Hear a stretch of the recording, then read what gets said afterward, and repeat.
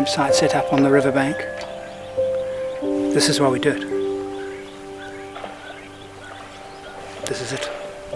Everything we do in four-wheel driving and overlanding, at the end of the day, this is the reward. And it's worth every toll, every roadblock, every flat, every, you name it.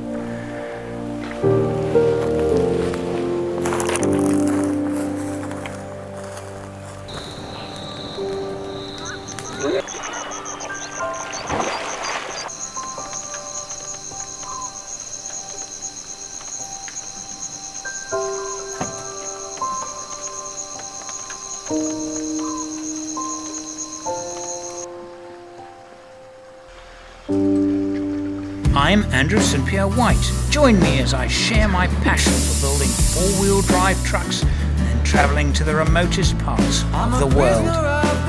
These videos are made possible by contributions from Patreons. Join the Patreon family now.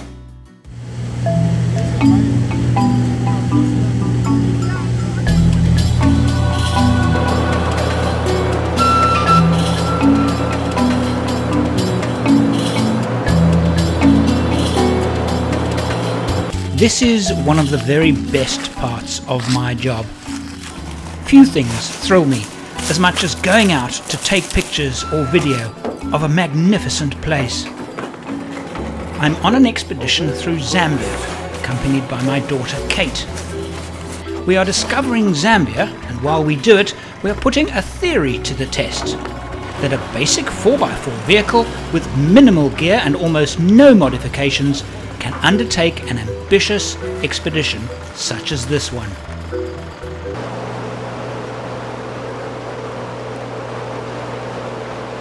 It's morning on day 8 and we're on the Kafue River in the Kafue National Park. Our route has taken us from the far south, far west and now in the middle of this wonderful country. Day 8 and we're on the Kafue River, heading upstream into the national park. Our Malawian driver here, Francis, very experienced on the river. Nothing like experiencing an African river from the water at first light. It is truly gorgeous, the colours, the shapes, it's sublime.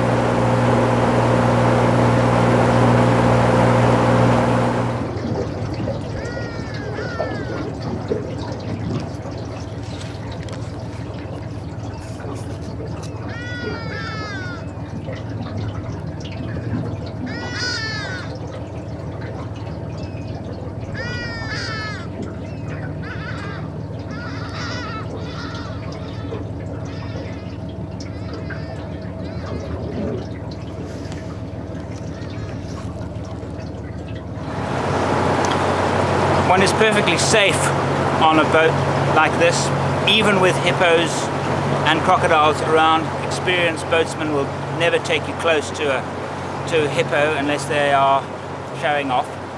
And in terms of crocodiles, well, these are crocodile-resistant life jackets. They work because the crocodile's very strong fashion sense just doesn't let them get close.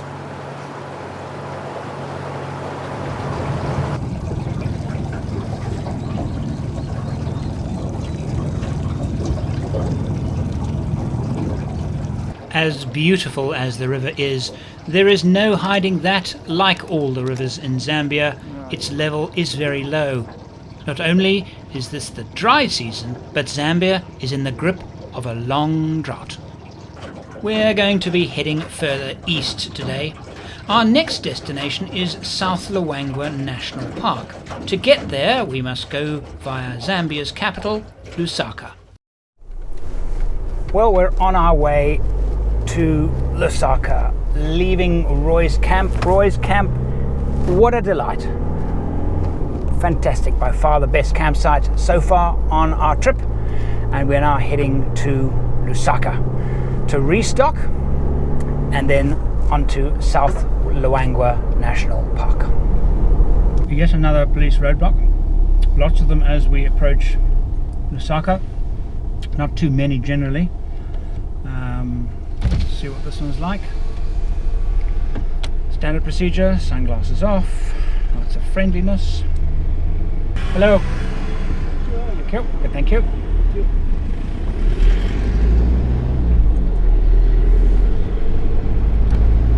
Sometimes they just wave you through, other times they look for one or more of the forms that were collected at the border post. So they're always close at hand in one envelope all together, because on average per day I would say we've been asked twice a day on average for one or other document. So as the sun sets on day 8 of our Zambia expedition, we are at a place called Pioneers Camp.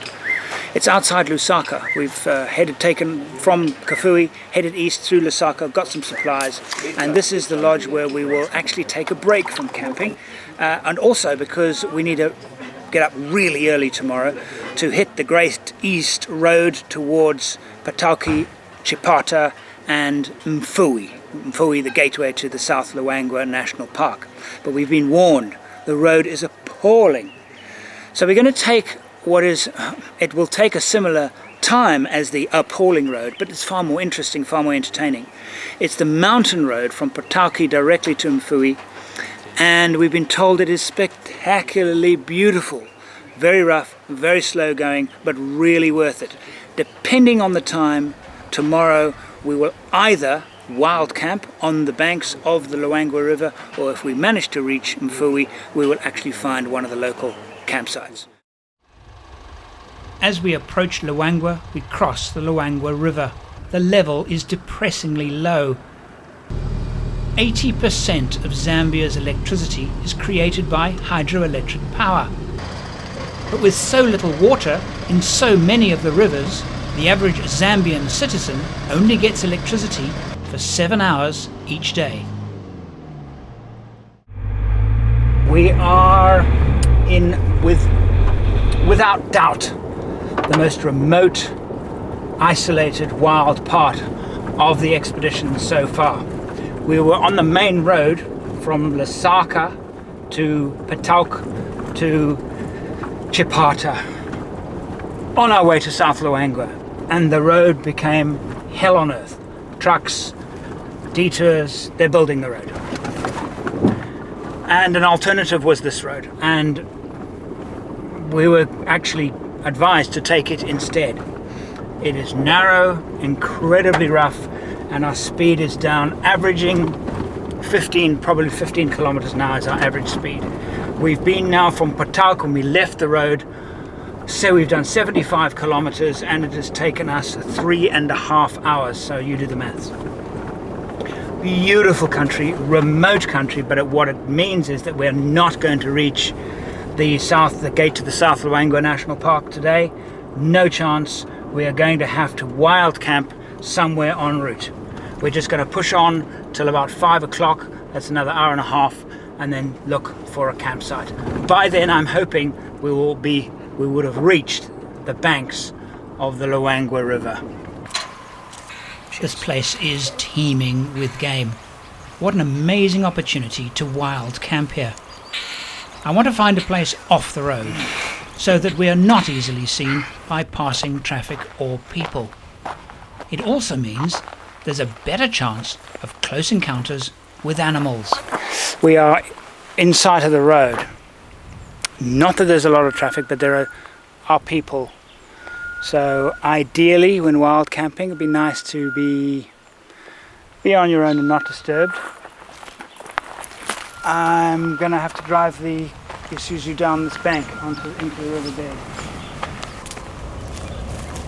But being in a wildlife area, we've got to take certain precautions. Wary of getting punctures by driving over logs, it's a good idea if I remove them.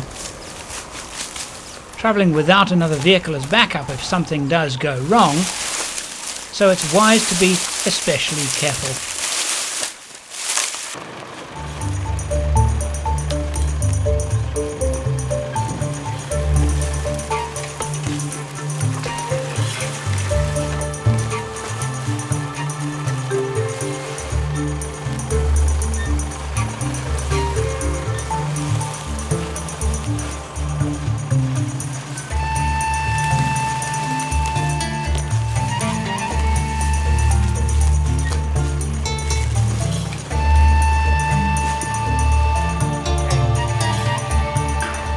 finding a wild camp in a game area.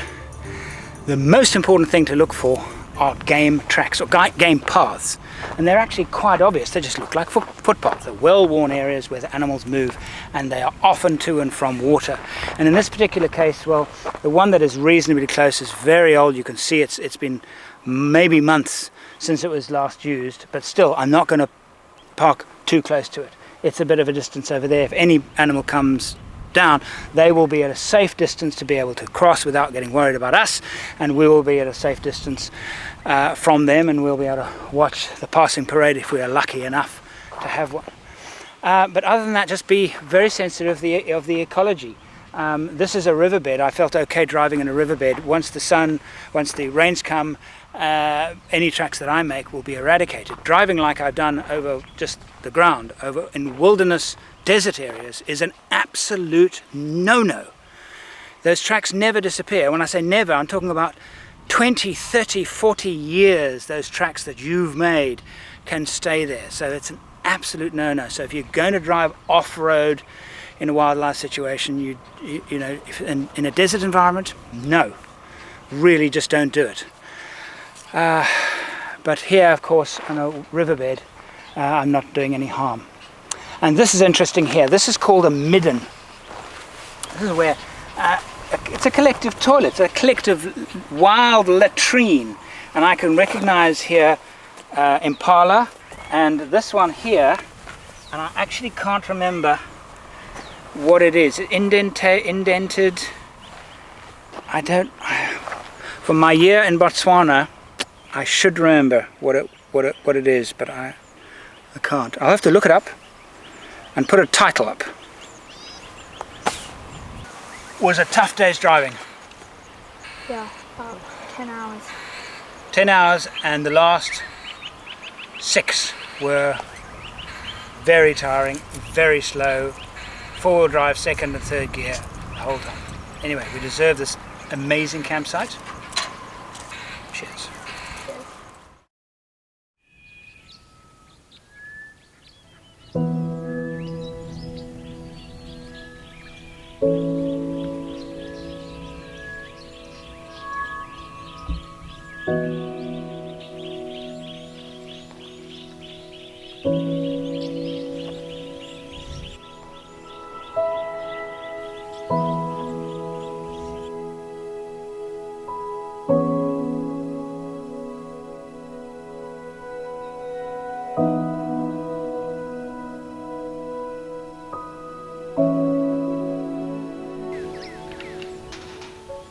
Yesterday was the most difficult drive of the trip. In fact, one of the most difficult drives I've had in many years. The roads were, the tar roads are typical, quite slow going, but they're rebuilding the main east road. And for 76 kilometers, it was bumps and detours and trucks and dust. It took us over 3 hours to do that 76 kilometers.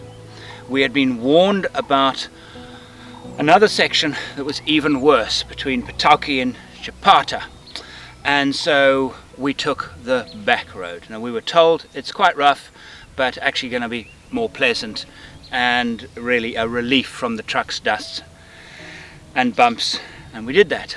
And it was a rough road. It was tough going. It was very, very slow, very, very rough. The vehicle took a hammering, we took a hammering, but what a reward. I mean, at the time I was thinking, oh, you know, this is really, oh, you know, and trying to make our destination. And I realized after a few hours of the rough stuff, where we were going to, which is a place called Flat Dogs, near a town called Mfui, which is the gateway to the South Luangwa National Park, was out of our reach. We would get there well beyond nightfall, and I'm not prepared to drive in this kind of country situation in nightfall. Really, I avoid it like the plague. But look at the reward. What an amazing campsite. This will go down as one of the best that I've ever enjoyed. It's fantastic.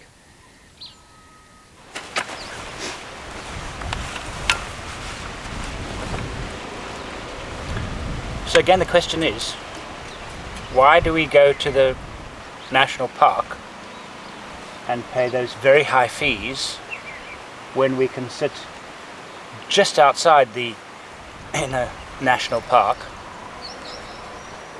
What have we seen? We've seen elephant, warthog, lechwe, giraffe, all in the last hour.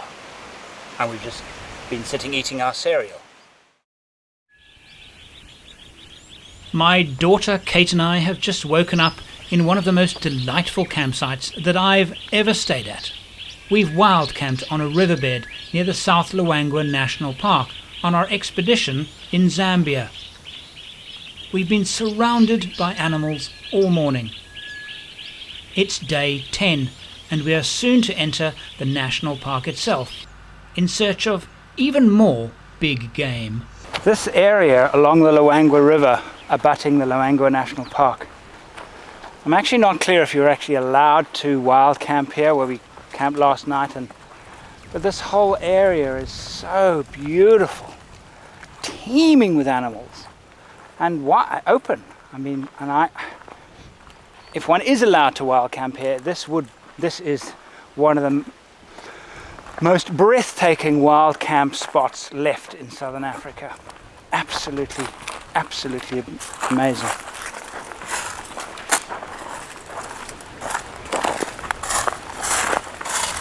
And this tree is caked in mud. This is from elephants. They would have rolled in the mud and then come in and scratched themselves against the tree. This is a typical elephant activity. And they've left a smooth layer of mud on the tree. Look at that.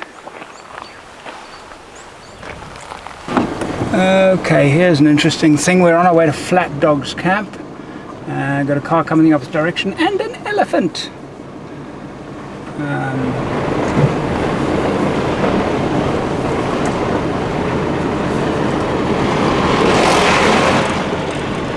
So this is the busy part next to the town called Mfumi, which is the gateway to the South Luangwa National Park. The actual main gate is 1 kilometer that way, and there are a number of lodges and camps close to the river, close to Mfumi.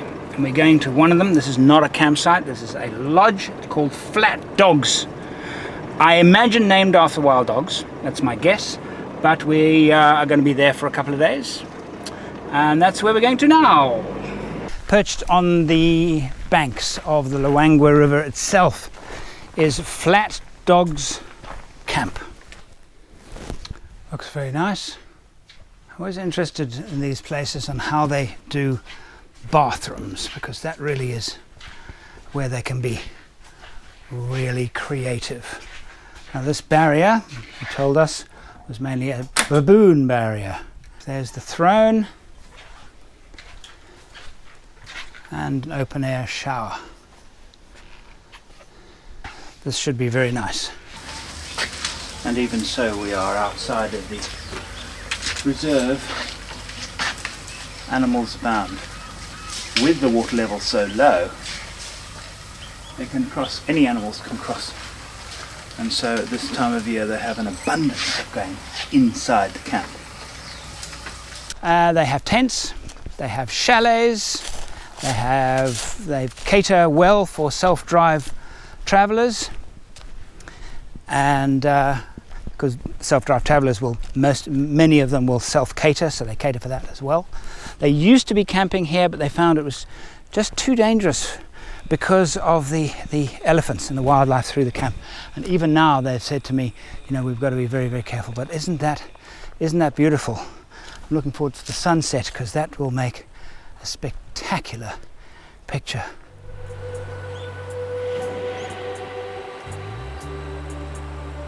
An African sunset and a storyteller. What more could we possibly ask for? So, the elephant, there's about 5 or 8 guys. So it's fun there. You know, oh, it's wrong. Say that yes. that is agree, you know. So people in the village, they helping me, say that, okay, no, this is my bag.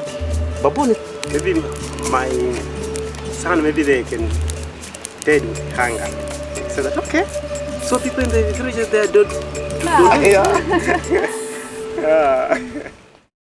Early in the morning, day 11 of our expedition through Zambia.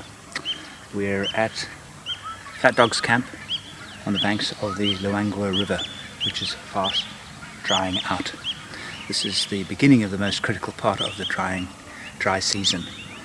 Rains are a good month and a half, 2 months away. Very little water left, and in many areas of the park there is absolutely no water at all. So a lot of the animals have congregated to the riverbed. We're going out this morning into the national park itself.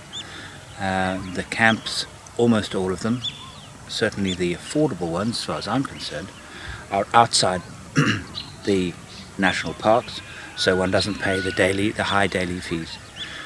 We will pay a fee to visit for the day, but we're going in search of some great game watching.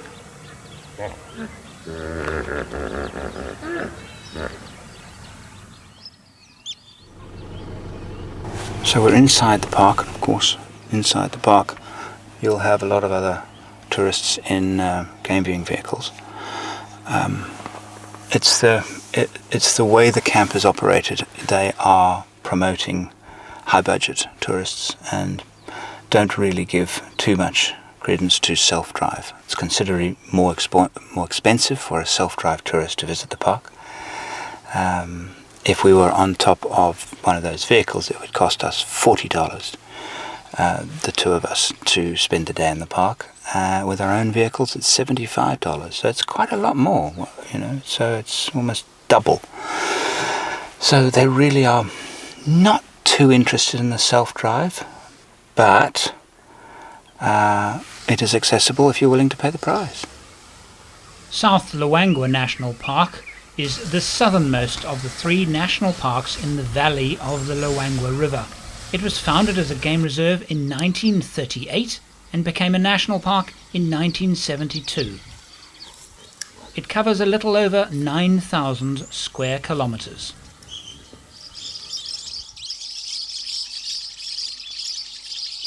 These are African lovebirds.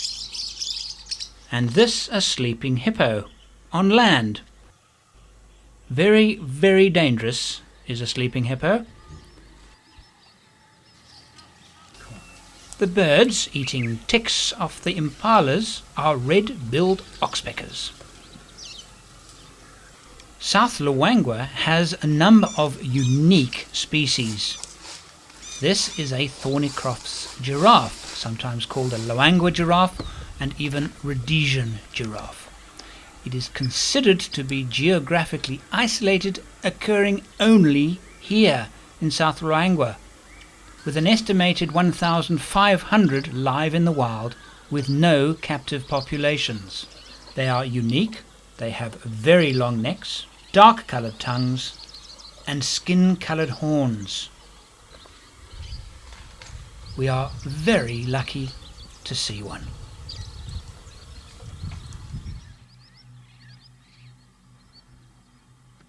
Another unique species is Crawshay's zebra, but an easy way to recognize a Crawshay is that it has particularly narrow stripes compared to other forms of zebra. It's my birthday today. What a present, eh? A game drive like that. I can't think of a better way of spending a birthday. Back at Flat Dogs Camp, waiting for our fried breakfast. The pampering, such as it's been, ends today as we are heading not far from here, a place called Croc Valley, and we'll see what they have to offer. But what an amazing place. South Luangwa really, I mean, this is not the best time of year to come here, and yet this has been a highlight of my bush career. It is an amazingly beautiful place, really, really. So we've got another couple of days here. Of all the camps in South Luangwa, this is probably the best known. It's called Croc Valley. It's famous in a way for overlanders and travellers. I'm not sure why it's so well known, but I'm determined to find out. We're here for 2 nights. First night's in their plush, tented, air-conditioned tented accommodation, and tomorrow night we're going to slum it by camping here. Do you know what I like about Croc Valley Camp? They haven't relegated campers and self-drivers to the back end somewhere.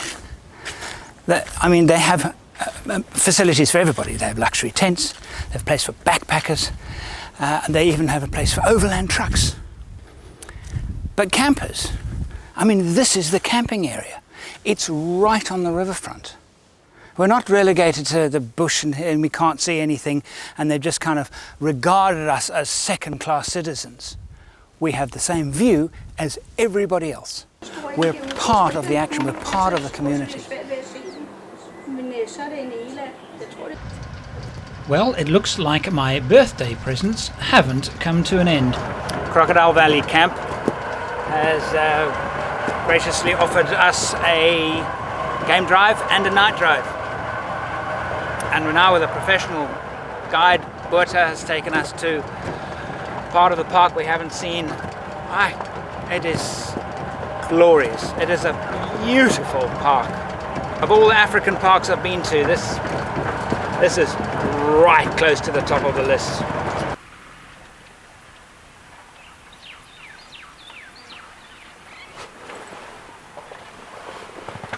When it comes to feeding habits, these are predominantly grazers. They just feed on grass, and they'll always be very close to water. They're very water-related animals.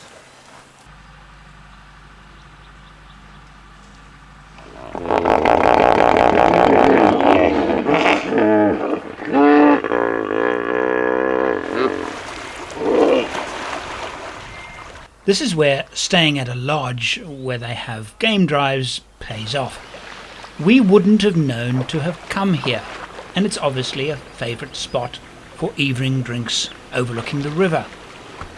So it's not just, buying luxury when you spend extra, you're buying experiences as well.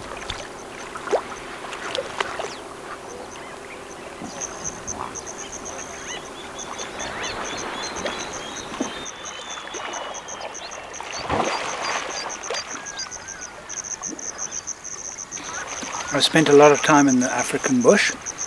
I'm very privileged in that way. There are few game reserves to match South Luangwa.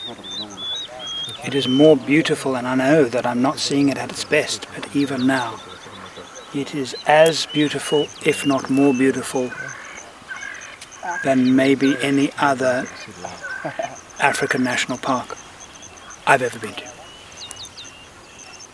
You have to make your way. If you're crazy about wild animals and wild, beautiful African nature, you've got to find your way to South Luangwa.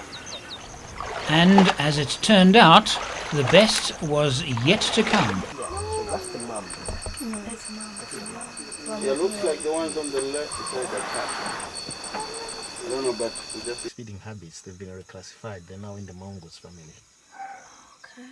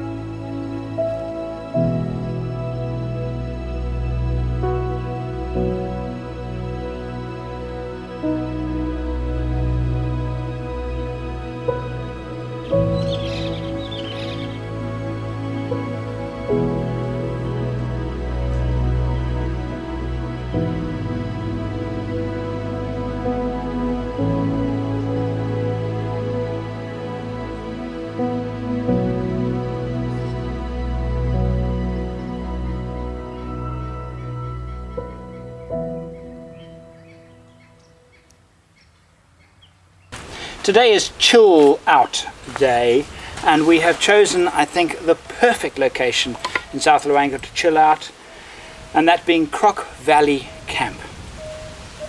Croc Valley is not just a camp. As much as I enjoyed Flat Dogs is quite stiff. What I mean by that is formal. You know, it's a luxury lodge and things are done in a certain way, and there's the atmosphere there is very different from Croc Valley. Here it's almost like a community, and things happen here all of the time. This morning there was a thing going on in the front there. They were doing preliminary training exercises with dogs, sniffer dogs, that sniff out ammunition, arms, weapons. It's an anti-poaching operation. He's also good in detecting ivories. Okay. And also he has been trained to detect ammunitions. If someone has hidden ammunitions, for Ruga it's very easy to find them. And also firearm, a gun. Okay. He's also good in detecting where a gun has been hidden. Yeah. Also the bushmeat. They have sports events here. There's a lively pub. We had a meal last night after a game drive to end all game drives. It was superb.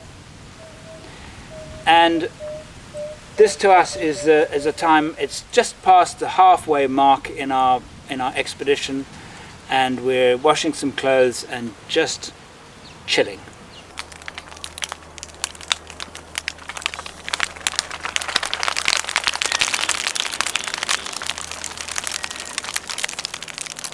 It's raining, yet it's not raining.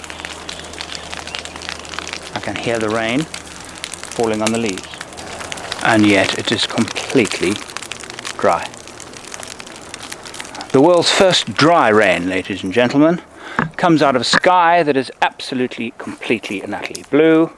I often find it quite difficult buying gifts for family when I'm on my expeditions. I don't like what I like to call airport art, traditional African carvings that are sold in the curio shops and gift shops all over the place, even though they might actually be made and originate from countries like Zimbabwe or Zambia or Botswana or whatever. I like to try and find local produce, local creations, and I found this at South Luangwa. It's a project supporting local women and children, and they make these simple but rather lovely bags. Now, I don't know, but I think that is really quite charming, and it's charming because it's not same old, same old. In Livingstone we went and shopped for curios, and while a lot of the items were locally made, locally produced, they were fashioned along the demands, I think, of mass international tourism. What would be popular, your traditional elephant sculpture, hippo sculpture and things like that, and bangles. Not too many original creative ideas. But this, I thought, was very nice indeed. We've been touring Zambia in late September.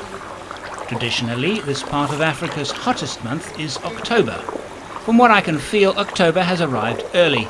It's been really hot, approaching 40 degrees most days.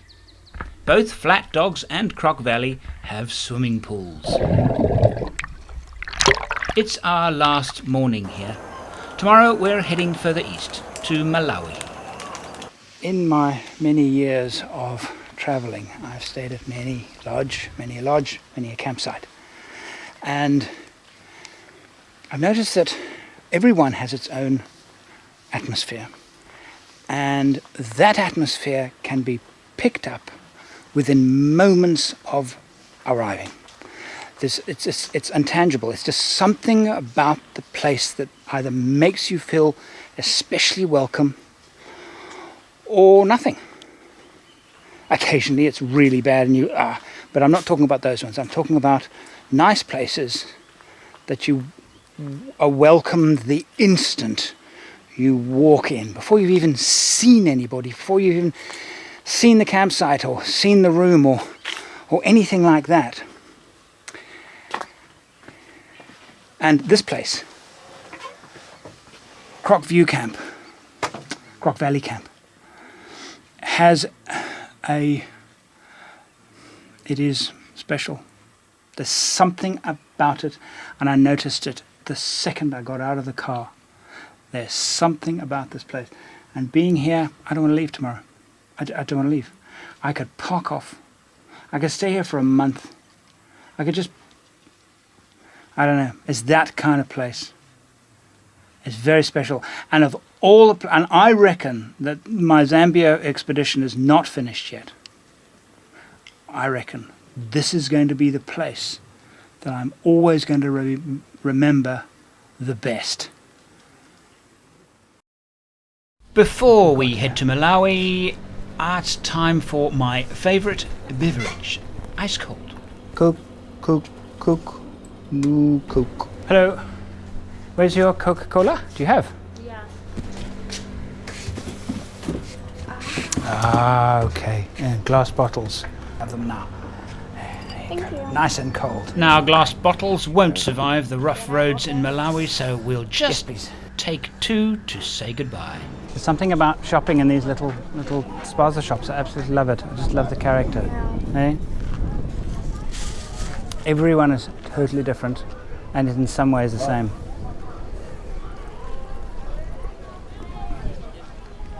And Coke out of glass is always better. Okay, here we go.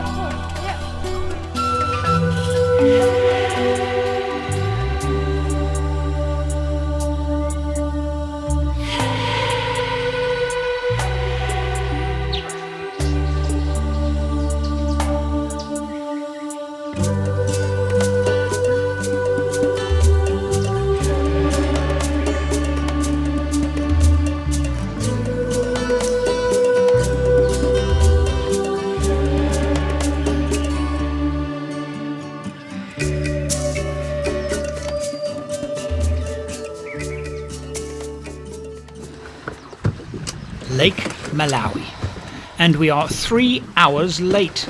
We are on day 13 of our expedition to discover the delights of Zambia and Malawi. We've been driving all day. One of the challenges of driving through Zambia is the slow progress one makes on the roads, but nothing could have prepared me for how slow one travels in Malawi. We had arranged to meet the boat pickup to the island at 2 o'clock. It's now after 5. We've travelled today from the South Luangwa National Park, crossed the border via Lilongwe to Salima. It should have taken 3 hours. It's taken 8. It's a 15-minute ride to the lodge. Our boat driver and lodge manager Chris has to negotiate the fishing lines running out from the coast. I've been travelling with my daughter Kate. By the look of it, she's feeling pretty worn out as well. Welcome to Nankomer Island, part of the Morelli Island archipelago. It is a protected national park in the Lake Malawi National Park for Wildlife. It's also a UNESCO World Heritage Site. That I did not know. A UNESCO World Heritage Site. You know, when you've looked at a place on a map for years and years and years, and you've dreamt about going there, and to be honest with you, this was the place that I really wanted to come to, Blue Zebra Lodge. I really wanted to come here. And my first meeting with Lake Malawi was nothing that I expected. It was actually quite horrible. I was terribly rushed. We were late, and so my first impression of the lake has not been a particularly good one. Anyway, so it can only get better from this point on. By the time we get to our chalet, it's almost dark, and I'm exhausted, but still time to take a few pictures. Yeah. And I've discovered, in our rush to get to the boat, I've left vital equipment behind, including dry trousers.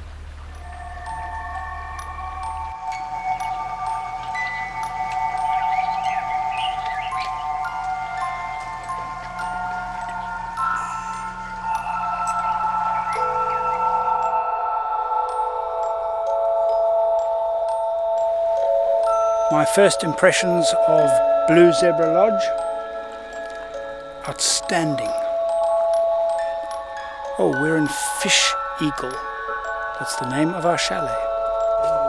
So, with damp trousers and all, we wander down for a lovely meal in the dining room.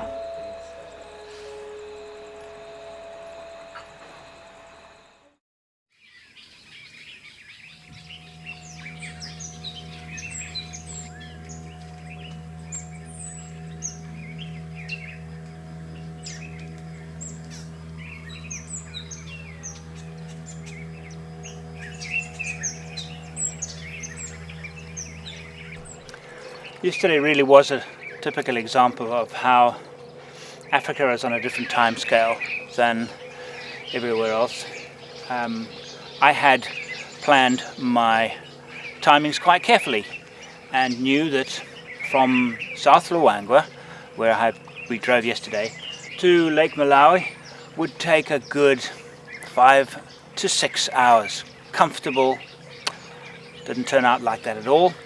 It ended up being 11 hours, and right at the end, a mad rush, which means today I'm at this absolutely idyllic spot, the Blue Zebra Lodge on Lake Malawi, with no clothing, no charging apparatus for our camera batteries, no shoes.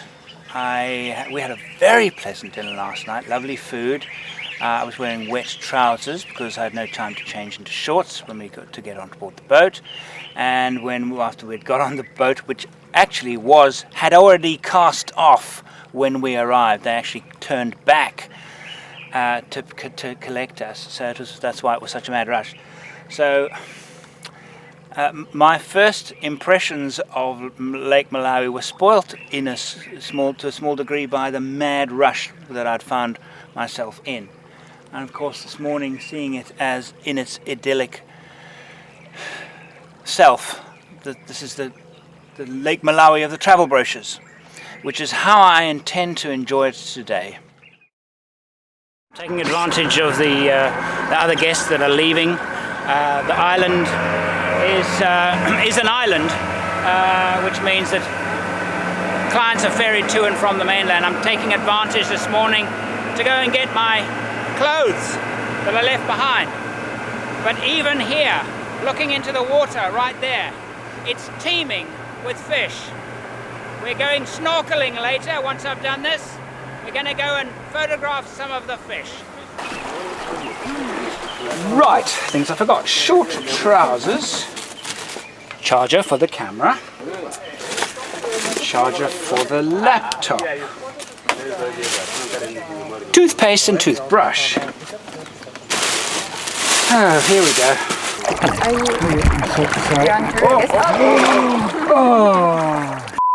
Those are my car keys. It's not commonly known that hippos can't swim. Well, it's not that they can't swim, but they generally don't swim. That's why there are no hippos on the island. It's far too deep for them to cross. When hippos are like this, generally speaking, they're not swimming at all, they're standing. They're almost weightless because of their bulk and the water, so it's incredibly relaxing for them, but generally speaking, their feet are always touching the riverbed or the lake bed. And this is a pod of well-known hippos that I imagine look at the island with envious eyes, but they can never make it there.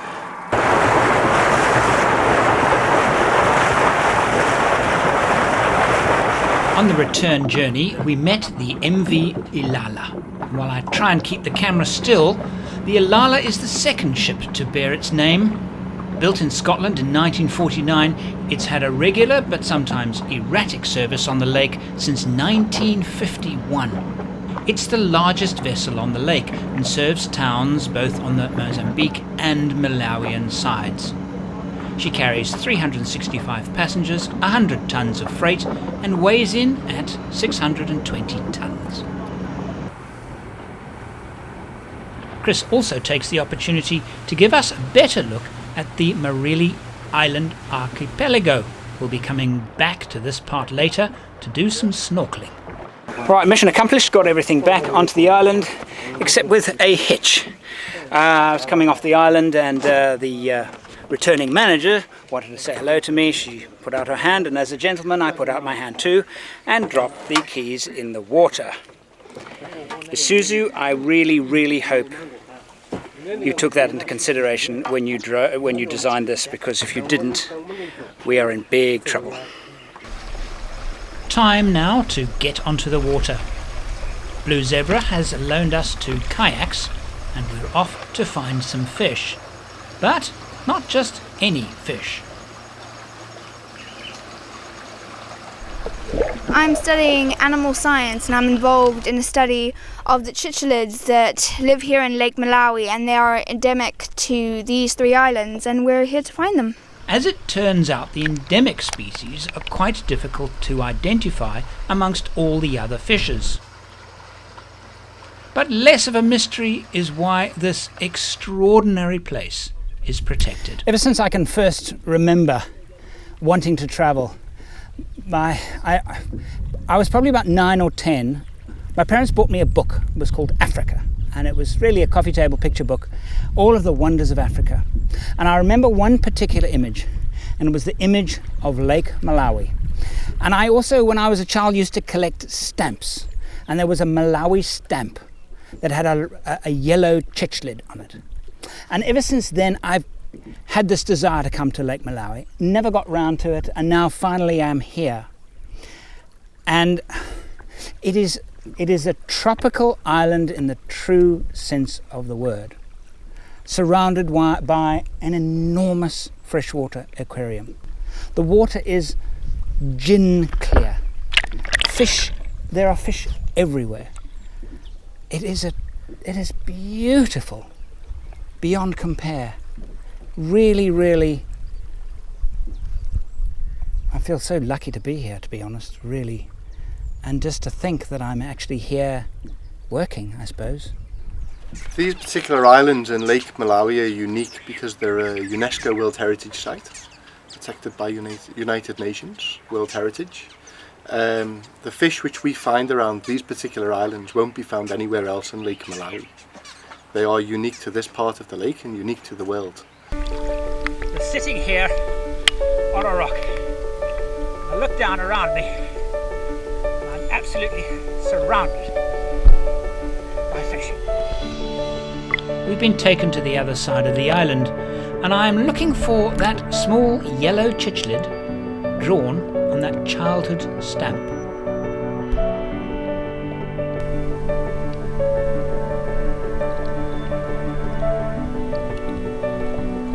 I haven't had any nibble my feet yet, but I am hopeful.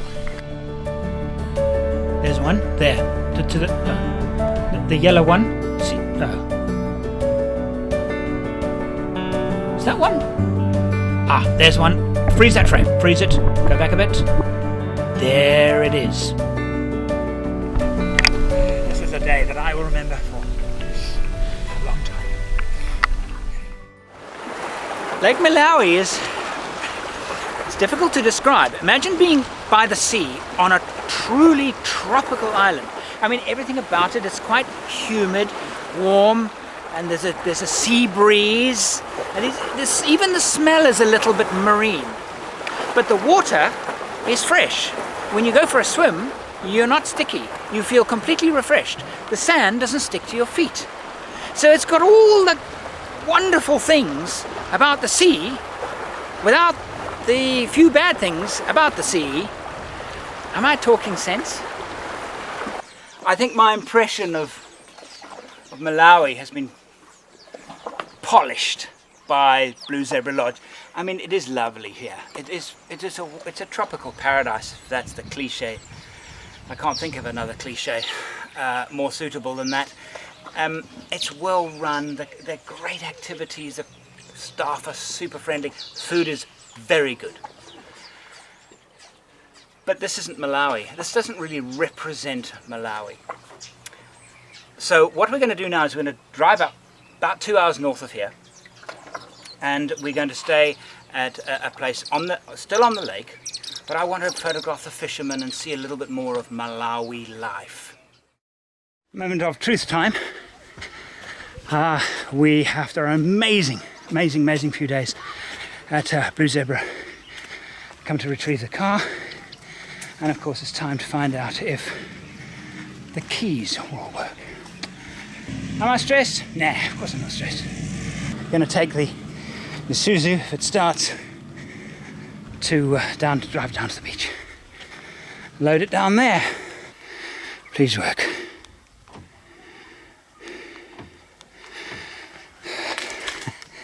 No ill effects whatsoever. Thank you for Isuzu for designing a decent keyring that can withstand stupid people like me. I'm on the beach at Ngala Bay, what turned out to be a 4-hour drive north of Salima. I'm having a bit of difficulty in the thick sand. I'm feeling I'm going to struggle here.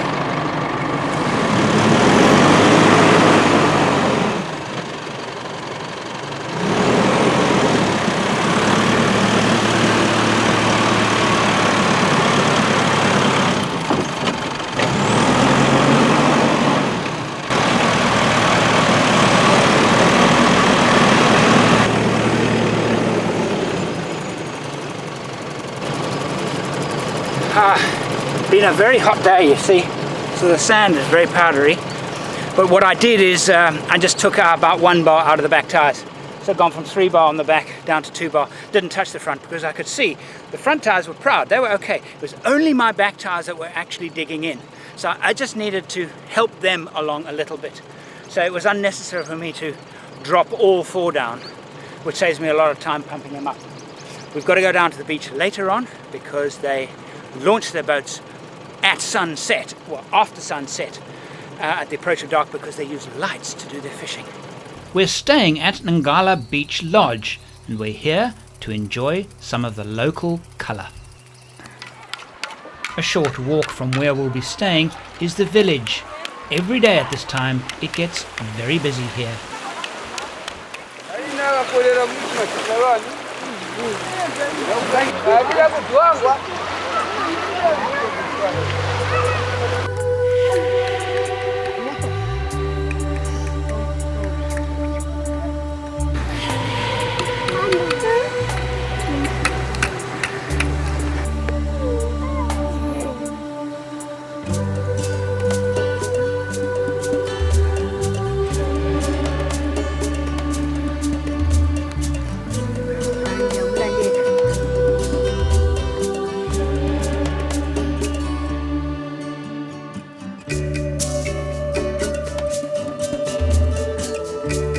Yes, it's what you think it is. It's a Rolex Submariner date, officially certified chronometer. This is what I love about travel. Who doesn't love a luxury lodge? I mean, there's no reason not to. But the reason I go overlanding is because of this. And meanwhile, back at our luxury lodge, while the lodge owner fights a fire outside the kitchen, we're having dinner. I'm going to enjoy it. We're not working now, we're eating.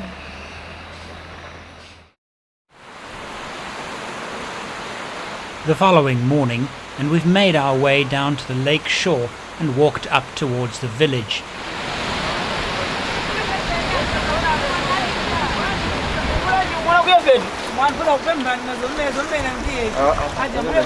The fish is called a usipa. It occurs in large shoals in open water and is attracted into the nets with the use of lights floating on the water.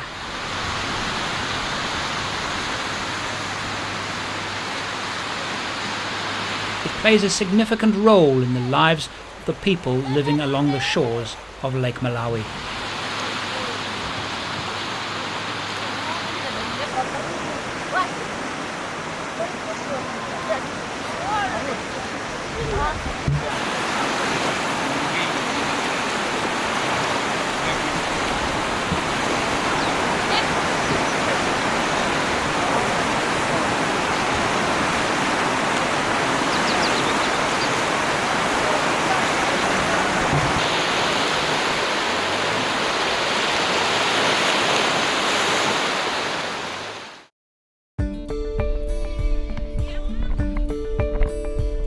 Malawi has been a revelation. Fantastic, what a wonderful country to visit. However, like Zambia, travel times are long, but in Malawi they are very long. One can very rarely get up to any speed. Trucks, pedestrians and bicycles are everywhere. Expect to cover no more than 300 or 400 kilometers in a full day's driving. To end up Malawi, we're going to find some curios in the capital city of Lilongwe.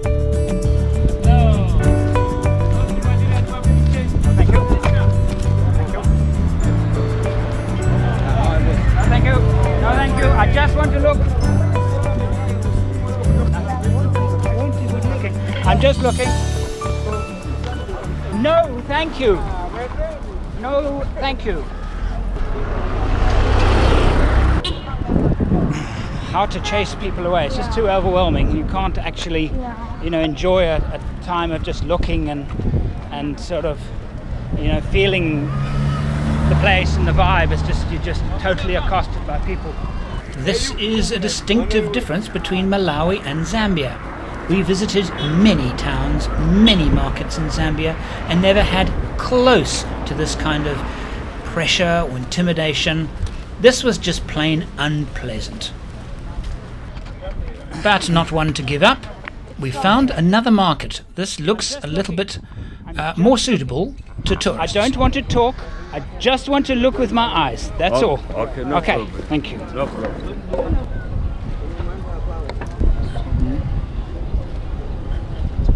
I quite like the ones with the colour. Yeah. Almost they're more cultural. It's Sunday afternoon, and they are opening the otherwise closed stalls for us. If they don't have a metal one, then I'll look for. So what about the key rings? Can I show the key? While not the best shopping experience, Kate did find what she was looking for. So would it be better to maybe get one like that? What about this? I like the idea of supporting local communities as opposed to craft shops. I feel better about it, but it's also more authentic to purchase something from a place you visited as opposed to just a town. I just get more out of it personally, and now this will to me represent a major part of the Zambia expedition, and it's so handmade and it has texture and imperfections which give it character. So I don't know if I'll ever use it. I just think it's nice, and Kate's gonna take this. So two little mementos as our Zambian expedition comes to a close. In the next and final episode of our expedition, we head back to Zambia and the Lower Zambezi National Park. We also discuss how this minimally equipped vehicle has handled what has turned out to be quite an ambitious expedition.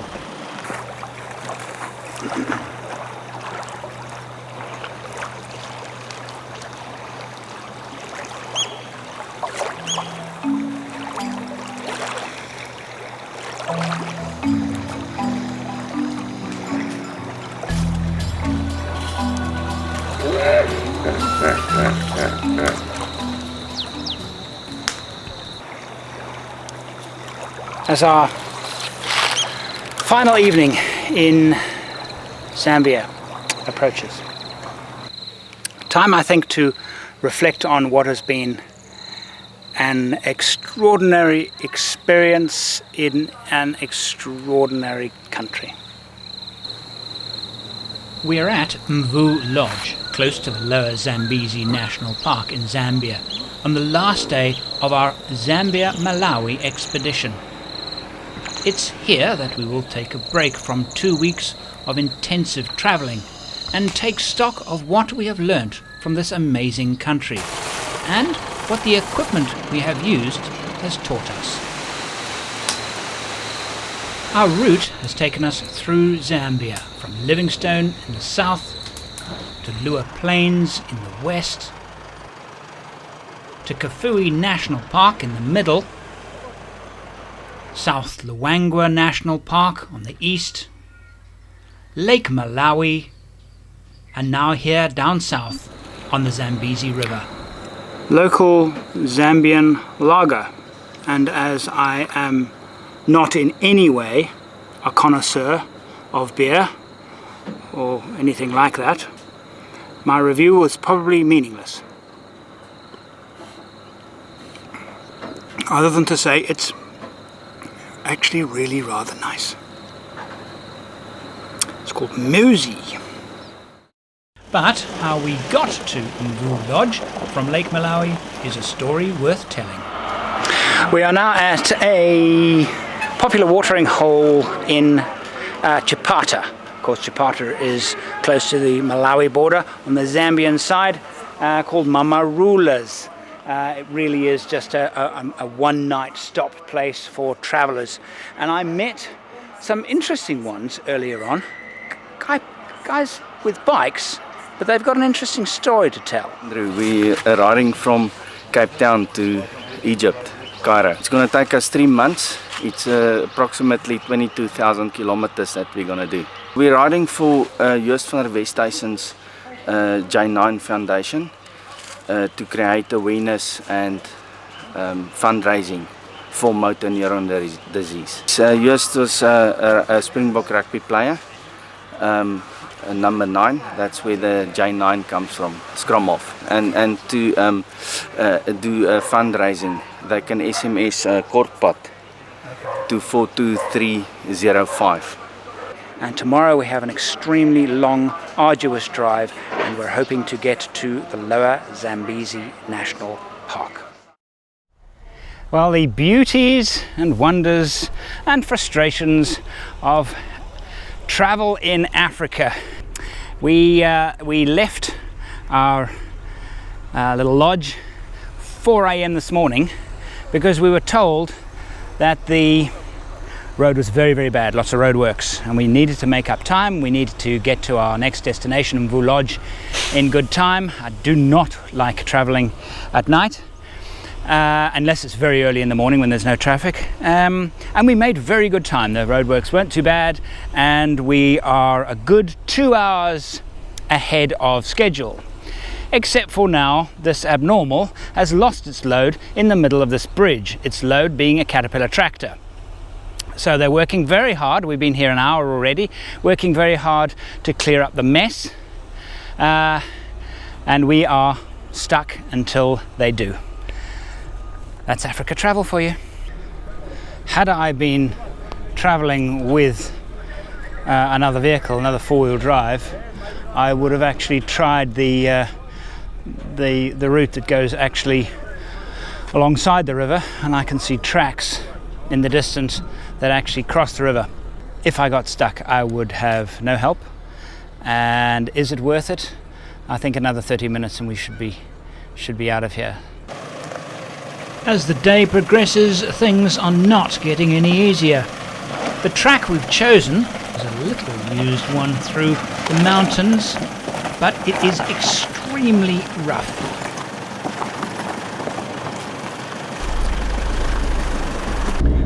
Okay, right, we've actually turned around. Not because the vehicle can't make it. Because it's 28 kilometers more of this. That's going to take at this speed between 4 and 5 hours. And this is the piece that I was worried whether the vehicle will get up. Okay, I'm going to use the rear differential lock on this one because it's so remote. There are no tracks. Come on, come on, come on, come on, come on. This is a really good little off-roader. I'm telling you, this is a really, really good little off-roader. I have nothing but praise for this little Isuzu off-road. This is not an easy track, and it's walking it.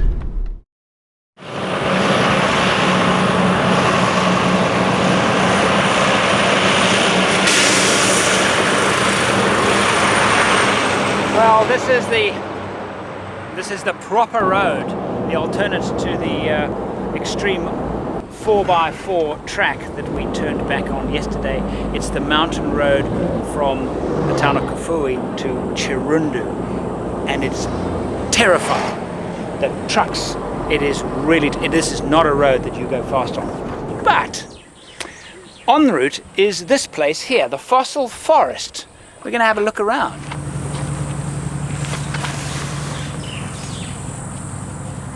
Apparently the cellulose is replaced with silica over millions of years. 150 million years ago these were a conifer-like tree growing here, and they've become rock.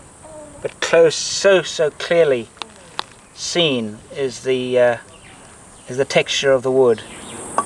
Oh, they're stunning.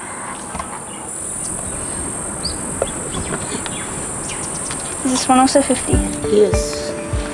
Two little mementos as our Zambian expedition comes to a close.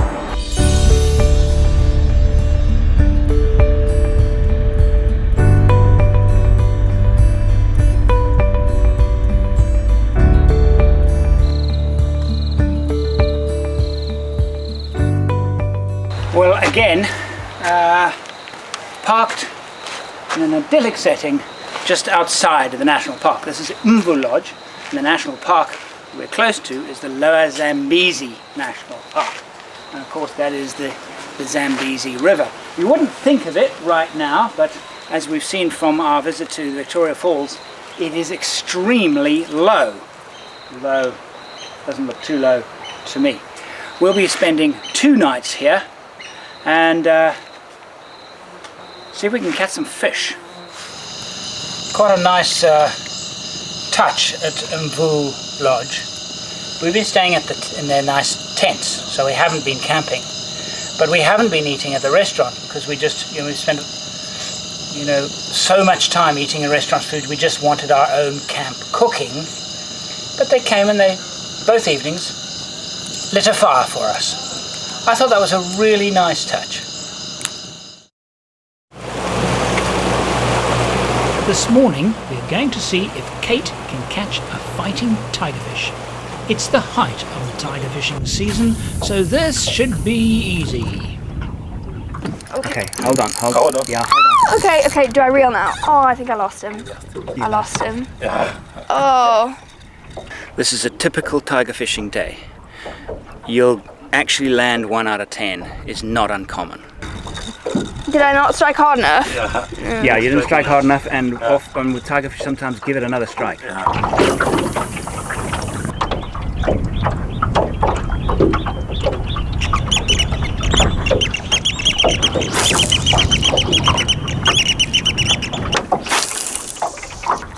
You got something? No, it doesn't look like it. 5 strikes, no fish. We'll try again later. Mvu Lodge is a wonderful chill-out spot close to the Lower Zambezi National Park. And across the river, of course, is Mana Pools, which I regard as Zimbabwe's very best wilderness area. But Mvu Lodge seems to be very popular because, well, it's quite busy. But it's a lovely spot, really lovely spot. I've spent 25 days with the Isuzu double cab 4-wheel drive, the 3-litre turbo diesel, and only can you get to really appreciate a vehicle once you've done a trip like this. We've had long days on tarmac, long days on rough gravel, off-road, sand, rocks, and I've been carrying a load. That I consider to be a really worthwhile test for any 4x4. And this vehicle, I am knocked out by this vehicle. In the roughest and most difficult off-road sections, on the way down here to Mvu Lodge on the Zambezi River, it performed brilliantly.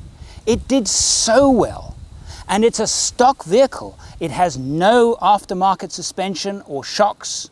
Yes, that would improve things, of course it would. A little bit of a lift would improve things, of course it would. But as a standard vehicle, this motor is sweet. It pulls brilliantly from low RPM. It's economical. The ride is good. I have a few negative things about it. Well, actually only one. I think the turning circle is poor. And honestly, it's been fantastic.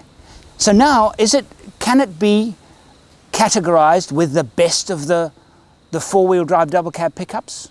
Namely, if I think about them, Amarok, Hilux, Ranger? No question about it. And if you're a serious off-roader and you want a vehicle that's going to go long distances and carry a load and be an instrument for fantastic overland adventures, don't ignore the Isuzu. I think up to now it's had less press than the other makes. Why? I don't know. It's one of the good ones. In fact, it's one of the great ones. One of the things I set out to prove on this Zambia expedition was that it's not necessary to buy lots and lots of kit to have an incredible time. So I've got to get some gear. I'm keeping this simple. I'm gonna carry the bare minimum. This whole idea is we don't need to buy lots and lots of kit, but we do need the minimum. We've got to be comfortable. I've carried water in water containers, one with a tap, one without, and a separate one to decant. I have strapped them down. That's all. I haven't plumbed anything. I've just kept it simple. I put load bars. Ideally, these load bars would actually be closer to the front of the vehicle for weight distribution. In this particular case, it's not my vehicle. I didn't want to go and drill holes anywhere to put load bars in, so I made do. But ideally, they should be up front. But apart from that, why do all the plumbing? Sticking with the theme of staying light, plastic cutlery. It's very good quality plastic cutlery, really made for hikers. If you're ever thinking about what to take, if you you like this idea of being minimalistic and leaving behind the rubbish, the stuff that you don't need, and just taking what you will definitely need, speak to motorcyclists. They've been forced into every trip they do. They only take what they really need. What was good, of course, is that they were close to the back, easy to access. But with a proper canopy, when I say proper, I'm talking about not a fiberglass canopy, I'm talking about a canopy that has easy access from the sides. You can put these right up front and access them from the side easily. Likewise, my boxes, packing boxes, are forward, weight forward, high up, easy to access. My approach to gas has changed over the years. I used to carry big gas bottles. The trouble with a big gas bottle, you have now this heavy thing that is in the vehicle. It has to be, for safety reasons, strapped down. And then when it's empty, it's still this large, heavy object. And you have to now go and find somewhere to have it filled. I now use these. They may be less efficient cost-wise, but I mean, this trip I'm going on now, 3 is plenty, really.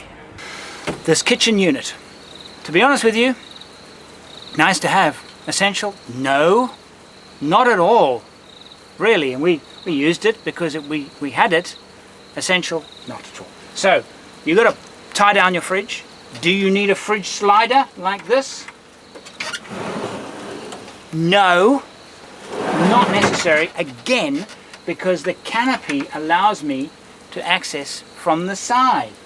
This vehicle is stock apart from tires, and I've changed the tires because I have my own favorites that I wanted to use. What else did I do to the vehicle? Nothing. But once you've got your vehicle, go on your first trip. Get some very basic kit. Go on a trip. I want to discourage you from thinking, oh, I'll go when I get this. You don't need it. Go and have an amazing time with a stock vehicle with just some basic kit in the back.